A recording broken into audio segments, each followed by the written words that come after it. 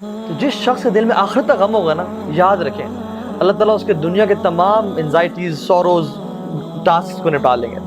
اللہ کے نبی نے فرمایا، اور ایک اور حدیث سناؤں، کمال کی حدیث ہے، مجھے جب بھی دنیا کی فکر پریشان کرتی ہے نا، صحت کی فکر ہو، مال کی ہو، اولاد کی ہو، جب بھی کسی چیز کی فکر ہو، میں اس حدیث کو یاد کر لیتا ہوں، اور وہ حدیث ہے من کانت الدنیا ہمہ، جس کا ہم اور غم یہ دنیا کی زندگی ہوئی، فرق اللہ علیہ امرہ، اللہ اس کے تمام کام بکھیر دیتے ہیں، وجعل فقر بین عینیہ، اور فقیری کو، پاورٹی کو اس کی آنکھوں کے سامنے رکھ دیتے ہیں۔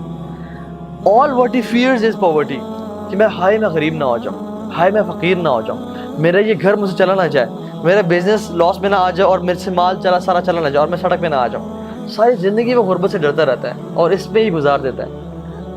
وَلَمْ يَأْتِهِ مِنَ الدُّنْيَا إِلَّا مَا كُتِبَ لَهُ، اور دنیا اس کے پاس اتنی ہی آتی ہے جتنی اس کے لیے پہلے سے لکھی ہوئی تھی۔ ساری ٹینشنز کے بعد، ساری مشکلوں کے بعد دنیا اتنی آنی ہے جتنی پہلے سے لکھی ہوئی تھی۔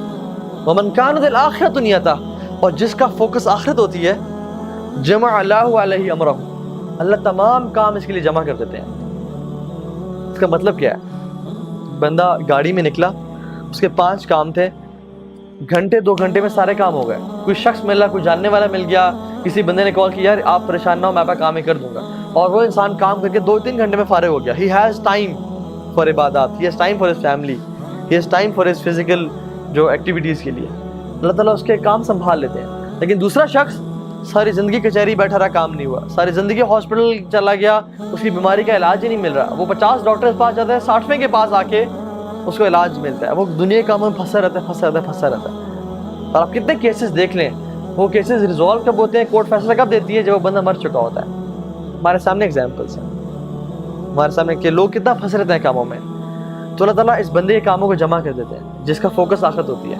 وَجَعَلَ غِنَاهُ فِي قَلْبِهِ، اور غنا کو، تونگری کو اس کے دل میں بھر دیتے ہیں۔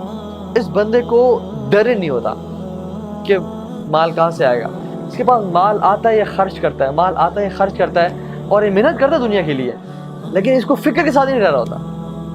اللہ کے نبی کو دیکھیں آپ، سبحان اللہ، ایک شخص آیا، اس نے رسول اللہ مجھے کچھ دیں، میں بہت غریب ہوں، میں اسلام قبول کرنا چاہتا ہوں۔ تو اللہ کے نبی نے ایک پہاڑی پہ کھڑے ہوئے تھے اور کہا کہ یہ 2 پہاڑوں کے بیچ میں جو یہ ویلی ہے نا، اور اس میں جتنی بکریاں وہ سب تمہاری ہیں۔ اب وہ ویلی بھری تھی بکریوں کے ساتھ۔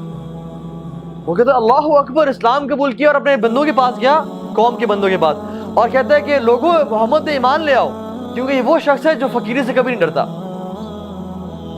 اللہ کے نبی نماز سے سلام پھیرا، گھر گئے، اچانک سے گھر گئے اور واپس آئے۔ صحابہ کہ رسول اللہ آپ اچانک سے گھر کیوں گئے، خیریت؟ تو انہوں نے کہا میرے گھر میں کچھ دینار پڑے ہوئے تھے سونے کے، میں چاہتا تھا کہ میں ان کو کسی کو دے دوں۔ اللہ کے نبی فرمایا کہ اگر میرے پاس احد پہاڑ کے برابر بھی سونا ہوتا نا، احد پہاڑ کے برابر، تو میں 3 دن سے زیادہ نہ لیتا اور سب کو خرچ کر دیتا۔ This is how generous he was، لوگوں میں بانٹتے دیتے۔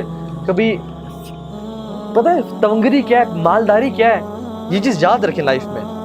اللہ کے نبی فرمایا لیس الغنى عن کثرة العرض، زیادہ مال ہونا پیسہ نہیں ہے، ولیکن الغنى غنى القلب، اصل تونگری اور مال پتہ کیا ہے، دل کا غنی ہونا۔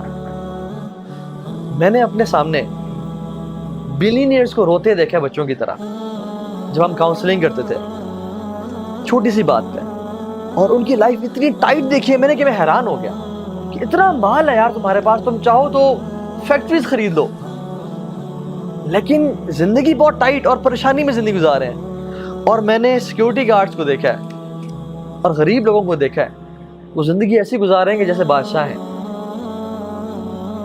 یہ کیا چیز ہے؟ یہ اللہ کی طرف سے ہے۔ مالداری مال میں نہیں ہے، وہ چیز کس چیز میں ہے؟ وہ دل کے غنی ہونے میں۔ تو اللہ تعالیٰ اس بندے کے نا جس کا فوکس آخرت ہوتا ہے اس کو غنی کر دیتا ہے، لیکن جس کا جو دنیا کے مسائل میں پڑا رہتا ہے صرف، اچھا اس کا مطلب بالکل نہیں ہے، جان لیں میں بار بار کہہ رہا ہوں کہ دنیا کے معاملات تو چھوڑ دیں، بھرپور محنت کریں، ورک ریئلی ہارڈ، اور اپنے لیے اچھا کمانے کو، لیکن do not compromise on the hair after. میں اتنا کہہ رہا ہوں، اچھی ڈگری لیں، اچھا بزنس کریں، ریسرچ پراپر کریں، یہ نہیں اپنے گھر کو مینٹین رکھیں، یہ نہیں کہ سب فانی ہے چلا جائے گا، نہیں، اچھی زندگی گزاریں. یہ تو ہے ربنا آتنا فی الدنیا حسنہ وفی الآخرۃ حسنہ، لیکن فوکس اپنا رکھیں آخرت کی زندگی کا.